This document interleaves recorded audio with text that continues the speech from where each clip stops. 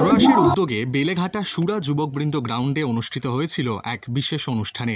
চোখের পলকে 25 বছর পার প্রয়াসের।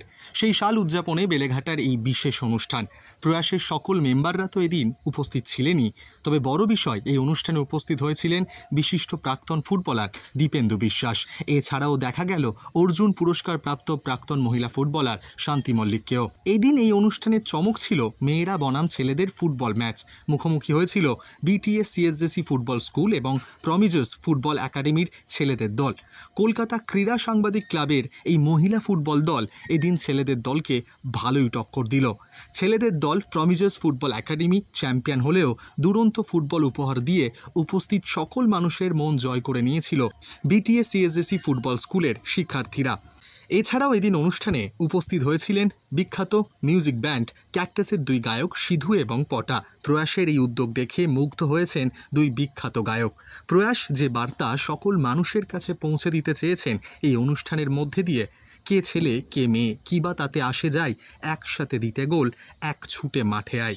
উপস্থিত হয়ে গেছিলাম এই অনুষ্ঠানে আমরা।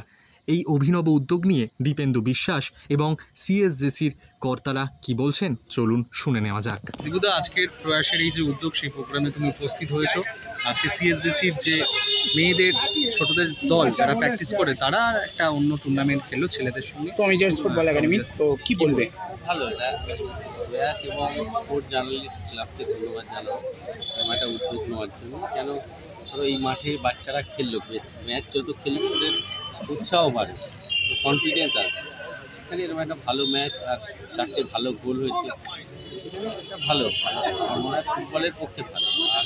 আর ওদের সবাই প্যারেন্টসরা মাঠে এসছে, এটা সবচেয়ে ভালো।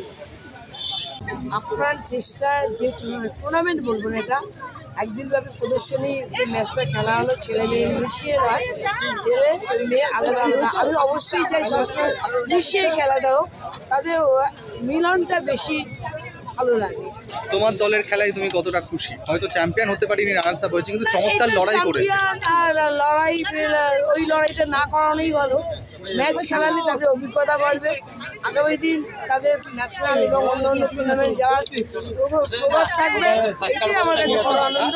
সবাই ভালো থাক, ভালো খেলে ভালো লাগে।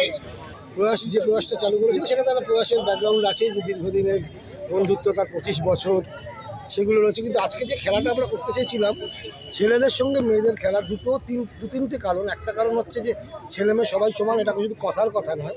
এবং আজকে খেলা যেটা হলো 3-2 রেজাল্ট হচ্ছে, হাড্ডাহাড্ডি লড়াই, সবাই দেখেছে সেটা, যে মেয়েরা একটা সময় এগিয়ে গেছিলো, সেখান থেকে ছেলেরা শেষ অবধি জিতলো, কিন্তু জিতলো ফুটবল। এইটা একটা উদ্দেশ্য আমাদের। এবং আমাদের এরা সবাই আমাদের সন্তানের বয়সী, তারা যে আজকে মোবাইল গেমসে নেই, তারা যে মাঠে নেমেছে, এইটা আমাদের উদ্দেশ্য ছিল। এই দুটো মেন উদ্দেশ্য ছিল যে আনার, যে আমরা চাইবো যে আমাদের এই প্রয়াসের উদ্যোগ ভবিষ্যৎ প্রজন্ম এইভাবে মাঠে চলে আসুক। এখানে যে দুটো টিম খেলছে, একটা টিম হচ্ছে সিএসজেসি টিম, যারা অনেক দূর দূরান্ত থেকে, মানে প্রায় সারাটা দিন চলে যায়, সকালে আসে রাত্রে যায়, এরকম ব্যাপার। আর একটা টিম হচ্ছে প্রমিজার্স, যারা লকডাউনে যারা বাড়িতে বসেছিল বাচ্চাগুলো, তাদের ডেকেছে। এই যে যারা এইভাবে খেলার মূল স্রোত থেকে দূরে সরে গেছিলো, তাদের খেলাটাকে দিয়ে মূল স্রোতে ফেরানো, এটাই কিন্তু প্রয়াসের উদ্দেশ্য। সেটা সব ক্ষেত্রে, আমি আজকে খেলার কথা বলছি। আমরা এখানে হারিয়ে যাওয়া লোক সংস্কৃতির চর্চাও করি। আমরা এখানে এমনও লোক গেছে যারা রাস্তায় বেহালা বাজিয়ে বেহালা বিক্রি করে, সস্তার বেহালা, তারাও আমাদের স্টেজে গান করে গেছে। এটাই প্রয়াসের মূল উদ্দেশ্য।